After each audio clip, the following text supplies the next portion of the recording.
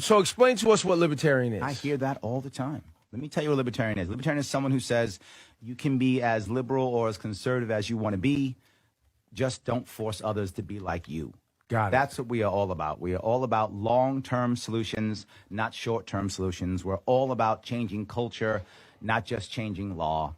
Law, we have to remember something. At the end of almost every single law is a guy or a gal with a gun who will put you in a cage. And if you don't want to go in that cage, he or she is going to kill you. That means you only use law when it really matters, not just because I'm angry, not because I don't like you, not because you should do some activity I think you shouldn't do or whatever the case may be. It's only for important things like life and liberty and property and things like that. That's when you use violence. That's when you use force. That's what libertarians are all about.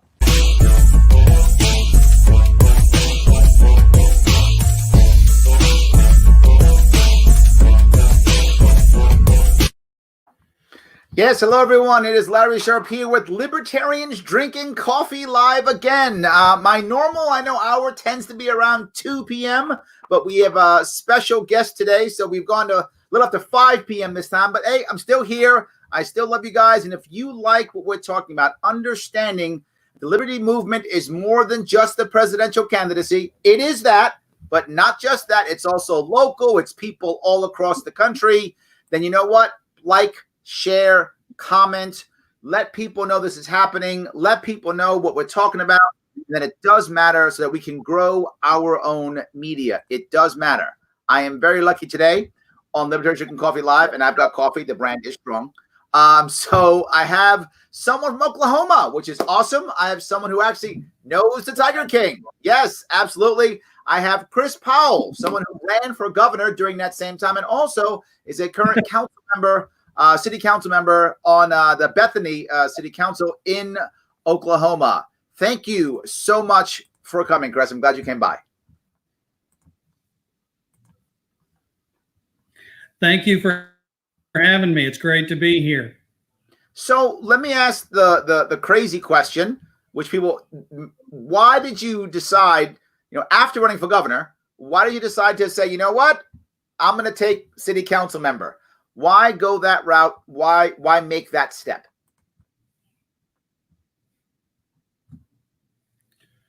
Well, the seat came open in a special election because the individual that held it had moved out of the city, and so it became vacant.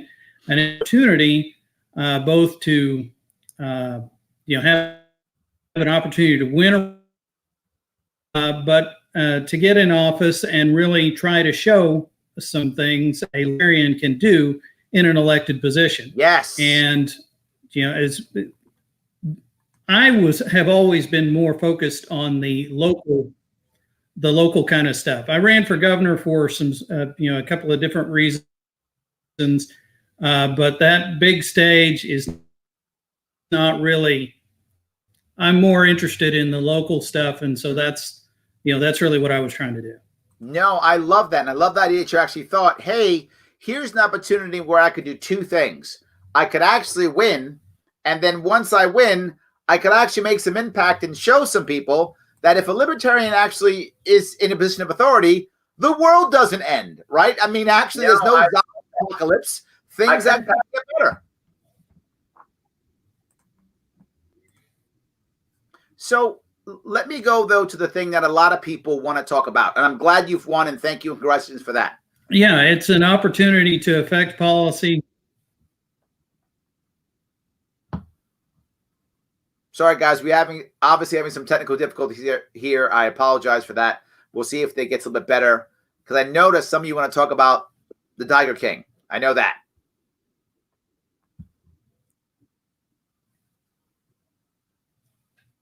So, Chris, are you still there? Well, I was about to say, as far as, yeah, yes. Now I got you. Can you hear me?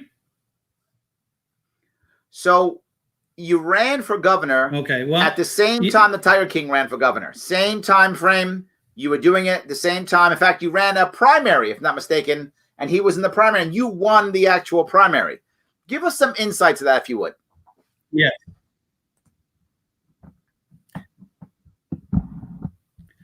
Well, one of the things that was interesting about that is that I think we got more attention than was would because of the media interest in Jack.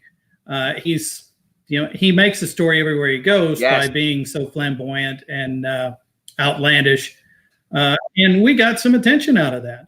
But at the end of the day, when it came to it, myself and Rex Lawhorn were the other two people in the primary.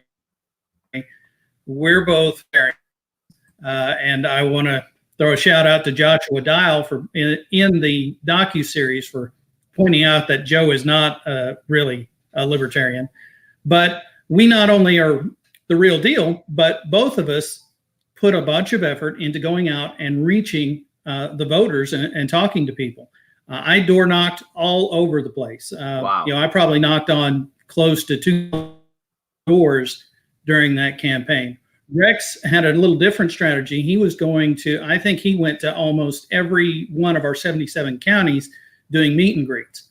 But between effective campaigning and being real libertarians, we got the lion's share of the votes, and Joe was out in the first round. And then Rex and I went to a runoff, and I was able to win that.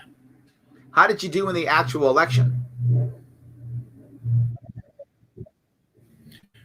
We got 3.44%, which I was on election night. I was not as pleased as I might have been. But then I got to looking, and of course, you were on the ballot in New York at the same time. Out of 23 libertarians across the country who were on the ballot for governor, that was the highest percentage that any of us got. So we did something right. It was a hard year for any alternative candidates. You got New York ballot, that status for the first time ever. So I think we were both able to accomplish some pretty good things. 2.5% got us continued ballot access, but we had a guy in a two-way race for state auditor, John Yider, who got 23%, if I recall correctly. So wow, that really did us well as far as that goes.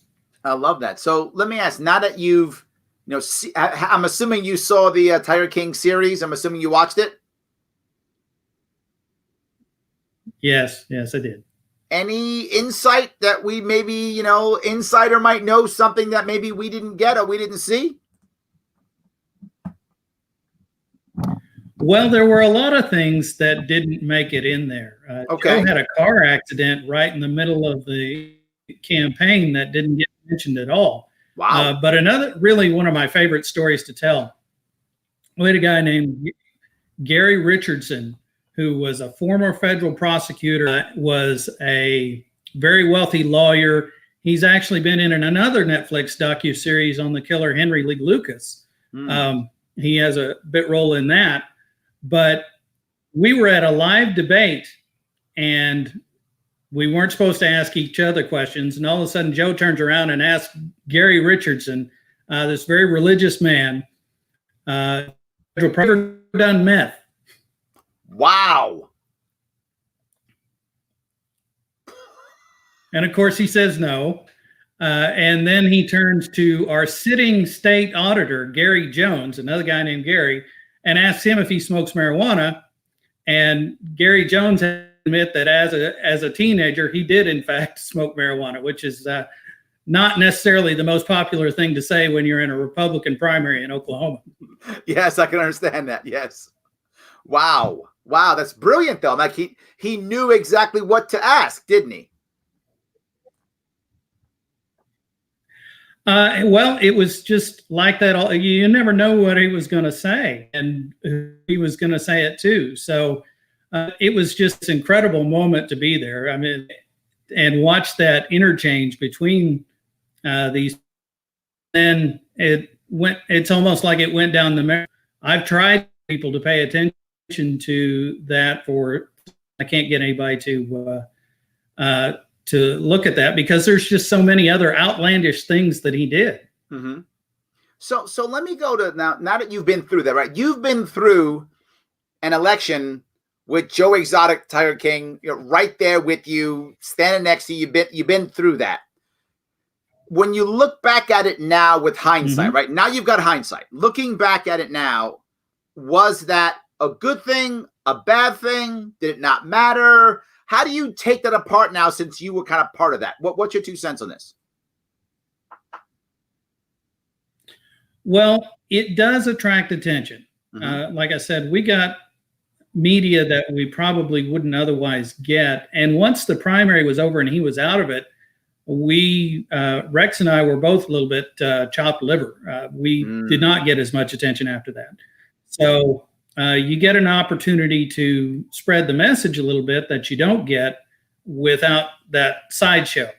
But on the other hand, you have the fact that a lot of people continue to think that's what libertarian is. And we have to continue working to say, no, not only is that not what it is, but the proof is in the pudding that he didn't get the votes. Right. So let me ask now, again, you have hindsight now. If you had to weigh the two, the getting the attention and giving you and Rex the some extra attention to, spread the message, along now with, okay, some people now think that Joe Exotic is what libertarianism is it worth it? If you had to go back, would you have told Joe, if you had the power to go back in time now and you could have influenced Joe, would you have said, Joe, great, please run, this is good for us in the long run? Or would you have said, Joe, you know what, could you not run? What would you do now?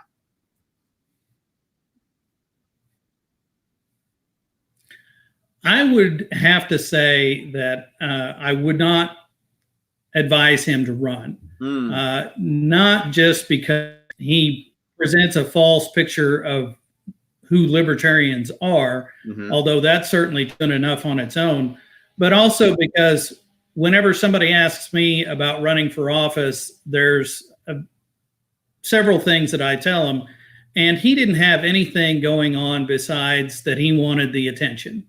And that's not enough to run a campaign. Have more go than that. Got it. Okay, so you would have said no, not just because of the party, but also because of him as a person. You think it wasn't good for him?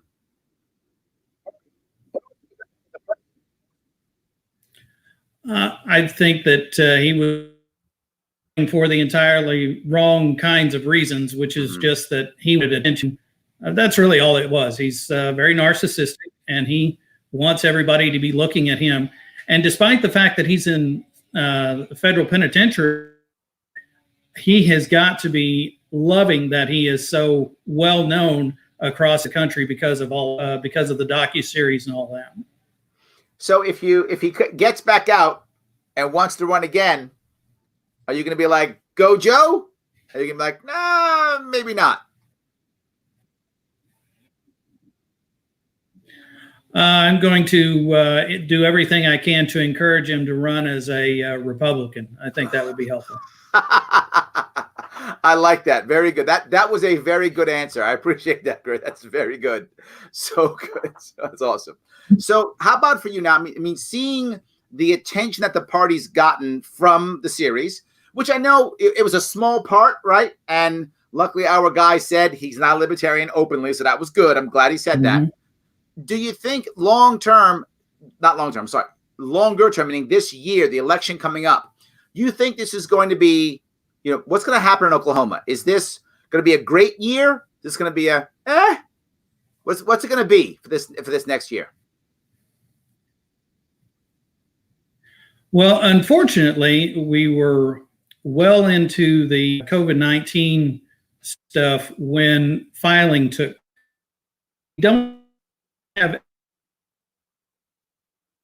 as I would have liked to have seen, and I was doing my best to try to recruit. Can you repeat? But we do have.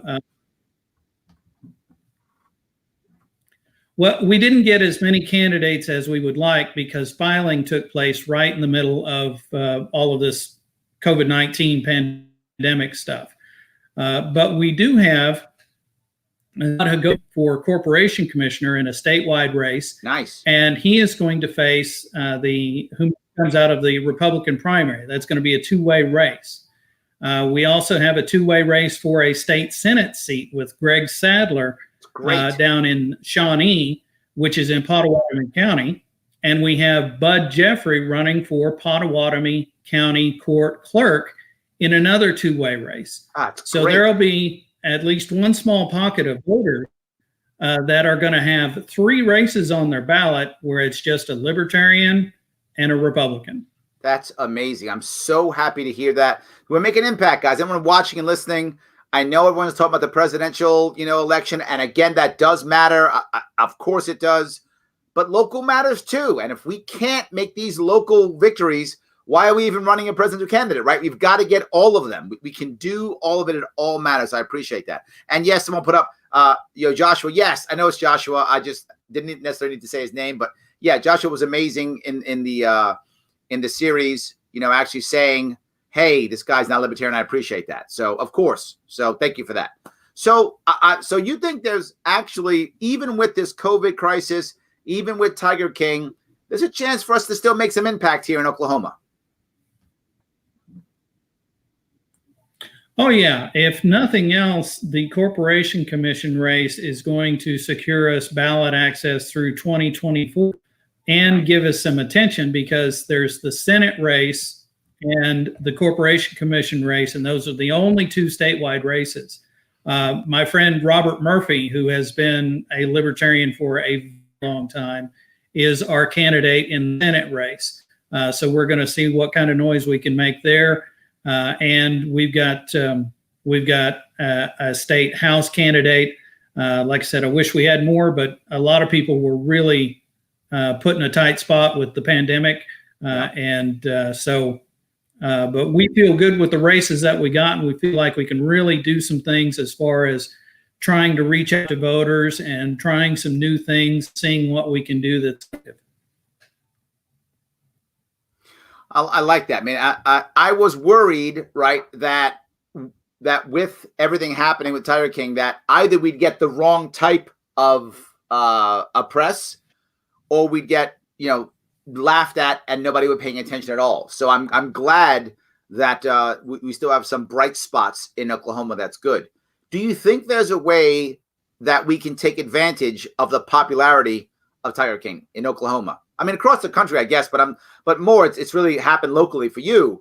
Do you think there's a way we can take advantage of it? Is there a way I don't know, do we want to? And maybe we don't, right? I mean, again, you're feeling this far more than I am. Do we want to kind of pretend like that never happened?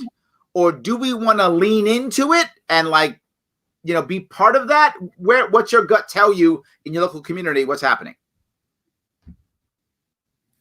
Well, it is what happened. And I think it's something that we can, whenever we can get any to listen to us because of that experience, tell who we really are, that's an advantage.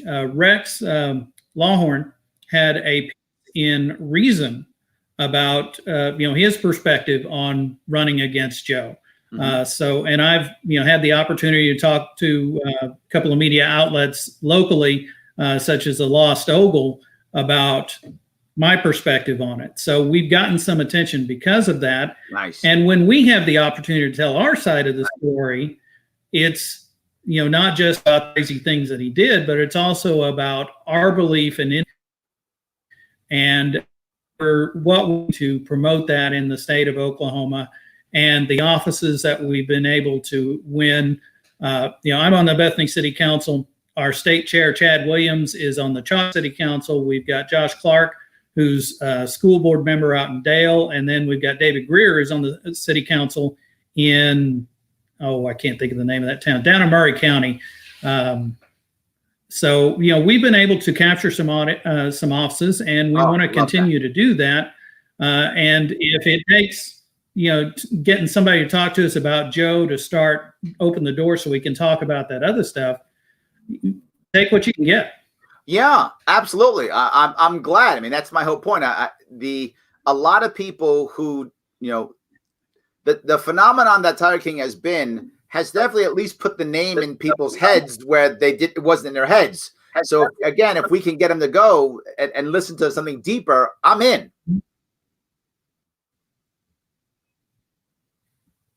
Absolutely. And, it's people see that's all those big cat people are all the same. So when they come to understand that all of libertarians are not big cat people, they can see that there's a little bit of a difference between us and the Carol Baskins and the Doc Antles and all those kinds of folks. Right, right. Well, the other part that I think is interesting is I do think, even though in a very weird way, it does kind of shine a light on the idea of, property ownership. It shines a light on criminal justice. So I think there are many ways that we can spin this to kind of talk about what we want to talk about when it comes to property rights, when it comes to, firearms, when it comes to Second Amendment, when it comes to criminal justice. I think there are things we can actually, take this and then spin into the right kind of conversation.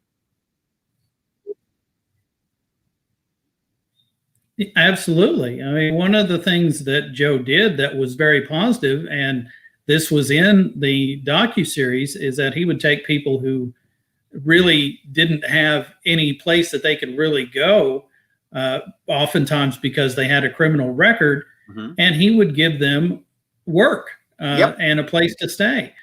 So, I think it was pretty clearly changed over time as he was doing that, but there were still some very positive qualities to him. You don't get that kind of following if you don't have something going on. But, he did have a lot of things where he was, we certainly would say off the rails, but those good things are definitely things to focus on.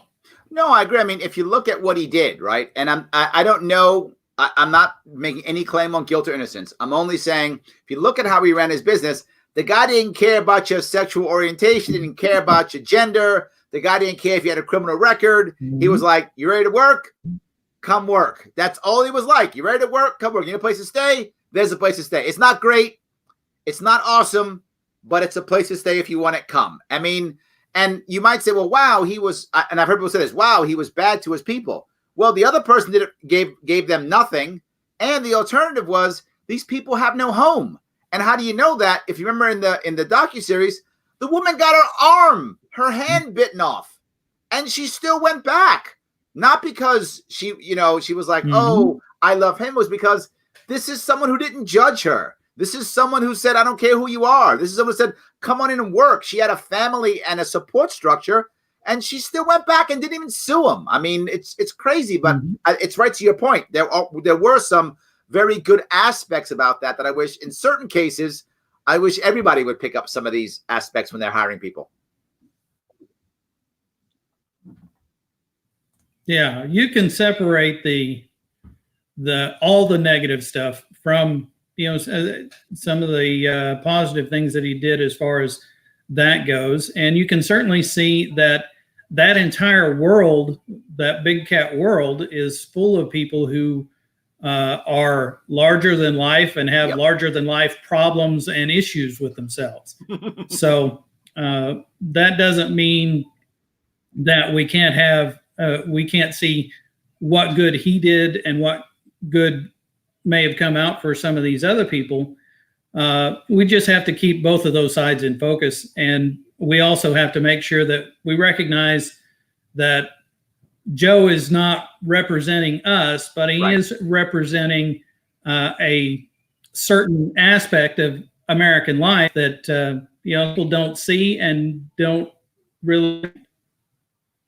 Yeah, as odd as Joe Exotic is, and I think he would admit he's odd, he still actually represented some of our libertarian values. I mean, there's no doubt he did, and probably if he had to pick a party, he probably picked a party that was kind of closest to kind of where his mind was anyway. So it wasn't that crazy off. I mean, I'm with you. Next time, run Republican. But I'm just saying, I can understand why he would, want to come libertarian.